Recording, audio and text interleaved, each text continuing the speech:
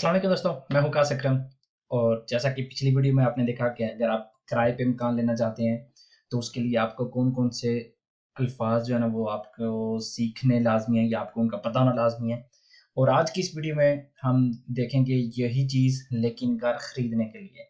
मतलब अगर आप स्पेन में घर खरीदना चाह रहे हैं, ज़ाहिर-सी बात है आपका बैंक से जो है ना वो लेन-देन होना है, तो उस वजह से कुछ ऐसी चीज़ें हैं जिनका आपको पता होना ज़रूरी है।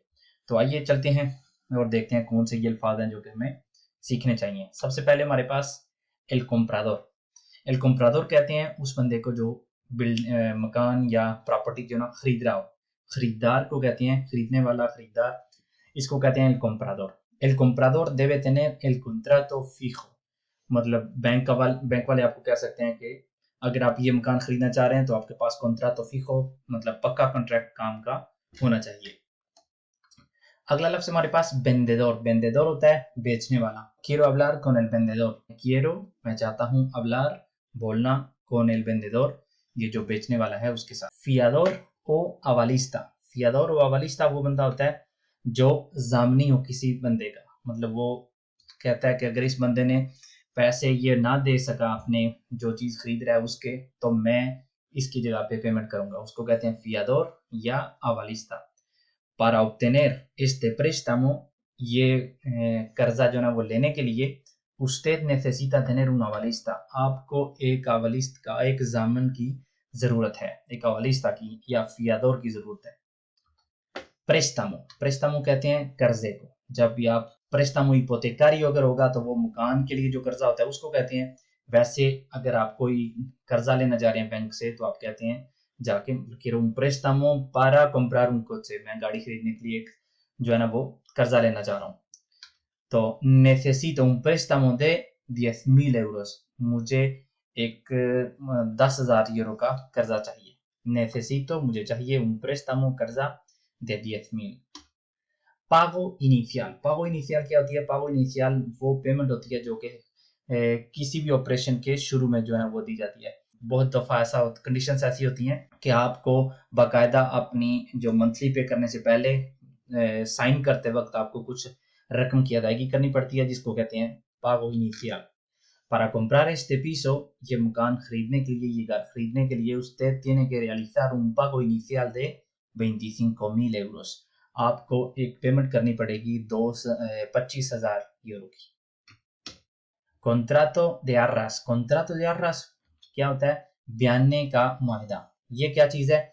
जब आपको एक जो है ना मकान पसंद आ जाता है, आप एजेंसी से मकान ले रहे हैं मिसाल के तौर पे, और आपको मकान पसंद आ जाता है तो आप कहते हैं ये मैं मकान लूंगा, अब मैं बैंक से कर्जे की बात करूंगा। तो वो आमतौर पे क्या करते हैं एजेंसीज वाले, वो आपसे कॉन्ट्रैक्ट पे साइन करवाते हैं और उससे की वजह से आपसे 2,000 3,000 यूरो जो है ना वो ले लेते हैं। उसका क्या मतलब होता है कि अगर आप बैंक आपको कर्जा नहीं देता तो जाहिर सी बात आप मकान नहीं खरीद सकेंगे, जिस वजह से आपके वो 2,000 3,000 यूरो जो है ना वो जाया हो जाएंगे। और उस कॉन्ट्रैक्ट को कहते हैं contrato de arras। Antes de nada usted tiene que firmar el contrato de arras। ये आपको एजेंसी वाले कह सकते हैं, या अगर आप बैंक से मकान रहते हैं तो वो भी आपसे बहुत दफा कहते हैं कि आपको ये contrato de arras जो है ना वो ये साइन करना होगा, ताकि अगर आपको कर्जा नहीं मिलता तो हम जो किसी और को इस वक्त नहीं बेच रहे तो हमें नुकसान ना हो। हिपोतेका, हिपोतेका कहते हैं मोर्टेज को, जो हम अपने मकान की हर महीने में या हर साल बाद, महीने बाद, जो भी आपका पीरियड हो उसके बाद जो अदा करते हैं उसको कहते हैं हिपोतेका। tipo de interés, ये बहुत ही जरूरी चीज है। ये जो 2-3 अल्फाज जो अभी आने वाले हैं वो और ये tipo de interés कहते हैं शरह सूद को। ¿Cuál es el tipo de interés que voy a pagar? इससे मैं ये पूछ रहा हूँ कि कौन सी शरह है जो कि मैं अपने कर्ज के ऊपर जो है ना वो हर महीने मुझे अदा करनी पड़ेगी। ¿Cuál es el tipo de interés que voy a pagar? अब आते हैं। tipo de interés दो तरह की होती है। एक होती है tipo de interés fijo या हिपोतेका fija। इसमें क्या होता है कि आपको हर महीने आपने जो अदायगी करनी होती है वो एक ही पेमेंट होती है, मतलब पक्का, उसको कहते हैं इंटरेस्ट fijo। 2.5%, 2.7 या 8% जो फीको जो आजकल जो चल रही है वो ये चल, जो भी हो मकसद है हमें पता हो कि एक फीको होती है जो कि आप शुरू से लेकर अपनी मुकम्मल अदायगी करने तक एक ही किस्म की शरह सूद जो है ना वो पे करते रहते हैं। दूसरी होती है हिपोतेका variable, हिपोतेका variable या tipo de interés variable। इसका क्या मतलब होता है? इसका मतलब ये होता है कि आप हर साल बाद आपका जो सूद है, जो शरह सूद है वो देखी जाती है। अगर मार्केट में वो बढ़ रही हो तो अगले साल आपको ज्यादा पैसे, जो आपको ज्यादा जो है ना महीने के बाद जो आप अदा करते हैं वो आपकी अदायगी ज्यादा हो जाएगी। लेकिन बाज़ औक़ात ऐसा भी होता है कि जब आपकी वो शरह सूद देखी जाती है वो पिछले साल से कम होती है, तो उससे क्या होता है कि आपकी जो किस्त है, जो महीने बाद आपने देनी होती है वो कम हो जाती है। तो कब ये कम और ज्यादा होती है, तो ये डिपेंड करता है एवरीबोर पे। अगर तो आपकी फी है, जो फी मैंने आपको बताया tipo de interés या हिपोतेका fija या tipo de interés fija, वो तो जब आपने कॉन्ट्रैक्ट साइन किया तो आपने कहा मैं सारे मतलब 25-20 जो भी साल हैं आपके वो इसी शरह सूद पे जो है ना वो अदा करता जाऊंगा, वो पक्का हो गया, आप भी मतलब ट्रंकील हो गए।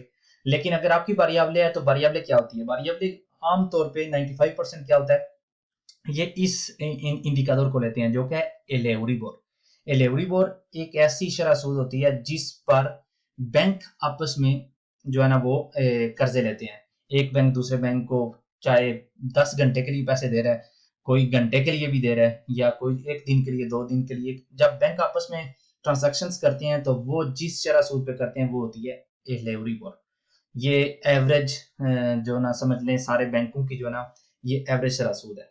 तो जो वेरिएबल होती है, जो मैंने आपको बताया जो चेंज होती रहती है, उसमें क्या होता है वो आपको कहते हैं आपने हर साल या जब भी आपकी रिन्यू होगी हम देखेंगे एवरीबोर कितने पे है और उसके बाद उसमें हम जमा करेंगे डिफरेंशियल। मिसाल के तौर पे हमारे पास मकान था तो उसमें क्या था, हमारा था एल एवरीबोर मास 2%।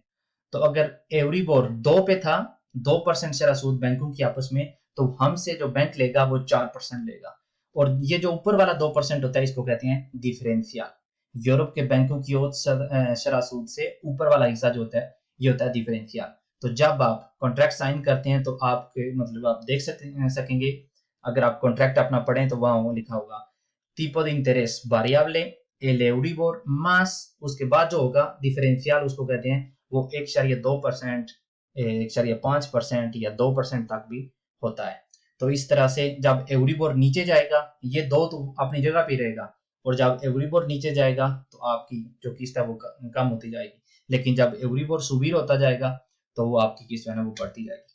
आपके इस वक्त अगर आप देखें आज से तकरीबन हो गया 1 साल 6 माह हो गए, एवरीबोर जो है ना वो तकरीबन 0 पे है। इसलिए आप जो बहुत ज्यादा बैंक है उन्होंने आपके बैंक में पैसे रखने के लिए भी आपसे वो ले रहे हैं, क्योंकि उनको बिल्कुल कोई मुनाफा जो है ना वो नहीं हो रहा। तो ये दो चीजें आपने जहन में रखनी है, हिपोतेका वेरिएबल जो चेंज होती जाती है और उसका जो इंडिकेटर होता है वो एवरीबोर होता है मास डिफरेंशियल, और जो फीका होती है वो। तो अगला लफ्ज हमारे पास एल प्रोपिetario मकान मालिक को कहते हैं। los propietarios de pisos tienen que pagar un impuesto anual। ये जो मकान मालिक होते हैं उनको हर साल एक जो है ना वो टैक्स अदा करना पड़ता है। gastos de la comunidad, ये जो बिल्डिंग की इमारत के इज्तिमाई अखराजात होते हैं उनको कहते हैं gastos de la comunidad son 50 euros। फिरमार कहते हैं दस्तखत करने को। el comprador debe firmar el contrato, खरीदने वाले को कॉन्ट्रैक्ट जो है ना वो साइन करना पड़ेगा। contrato कॉन्ट्रैक्ट को कहते हैं। el contrato tiene que estar firmado, इसको मतलब साइन होने चाहिए कॉन्ट्रैक्ट के ऊपर। entrega de llaves, ये थोड़ा सा जल्दी में इसलिए कर रहा हूँ क्योंकि पिछली वीडियो में ये, क्योंकि मकान किराए पे लेने के लिए भी ये अल्फाज इस्तेमाल होते हैं तो इसलिए ये समझ लें रिपीट हो रहे हैं। चाबियां हवाले करना, cuando me van a entregar las llaves, मुझे मेरे हवाले चाबियां कब की जाएंगी। pagar, कीमत अदा करना, पे करना। yo pago de hipoteca 500 euros al mes, मैं अपने मकान की जो मोर्टेज है हर महीने 500 यूरो जो है वो अदा करता हूँ। impuestos sobre actos jurídicos documentados, ये एक टैक्स होता है जो जब हम अपनी प्रॉपर्टी खरीदते हैं तो ये हमें अदा करना पड़ता है। ये होती है कोई भी ऑफिशियल डॉक्यूमेंट में हमारा कोई स्क्रिप्टूरा कोई लिखाई होती है तो उसके लिए हमें ये देना पड़ता है। इसका मतलब है पब्लिक रजिस्ट्री टैक्स। तकरीबन सारी जो कम्युनिटीज हैं, सारे जो सूबे हैं, इनकी डिफरेंट इनका ये परसेंटेज है, लेकिन ये ज्यादातर की 0.8% से लेकर 1.5% तक ना होती है। लारियोखा मिसाल के तौर पे हमारे कम्युनिटी लारियोखा में ये 1% है। अगर आप एक प्रॉपर्टी खरीदते हैं 2 2 लाख की या 1,20,000 की, तो ये टैक्स जो आपने देना है पब्लिक रजिस्ट्री टैक्स, तो ये आपने उस 1,20,000 का 1% जो है ना, ये गवर्नमेंट La Rioja को देना होगा। Impuesto sobre actos jurídicos documentados que os EB impuesto sobre bienes inmuebles, ये एक और टैक्स होता है जो कि सिर्फ और सिर्फ जो प्रॉपर्टी जिनकी होती है वही अदा करते हैं, किराए पे जो लोग हैं वो नहीं अदा करते। इसका मतलब होता है impuesto sobre bienes inmuebles, property tax. Este año he pagado 112 euros de IBI. नोटारियो होता है वो बंदा जो कि जब पेपर पे साइन करता है, प्राइवेट पेपर के ऊपर साइन करता है, तो वो एक ऑफिशियल पब्लिक पेपर जो है ना वो बन जाता है। तो इसलिए जब भी हमें कोई भी काम होता है इस तरह का, जब प्रॉपर्टी खरीदते हैं या पेपर्स पाकिस्तान भेजते हैं, तो नोटारियो का उसके ऊपर साइन इसलिए होता है क्योंकि फिर वो एक इस चीज के लीगल होने की या ऑफिशियल होने की एक निशानी होती है। और ये थे वो अल्फाज जो कि हमें अपने मकान खरीदते वक्त पता होने चाहिए, इनका हमें इंफॉर्मेशन होनी चाहिए, ताकि हम बैंक से सही तरह से जो है वो बात कर सकें और सही तरह से अपना जो हमने कारोबार करना है वो कर सकें। उम्मीद करता हूँ कि आपको कुछ ना कुछ सीखने को नया ज़रूर मिला होगा। अगली वीडियो तक के लिए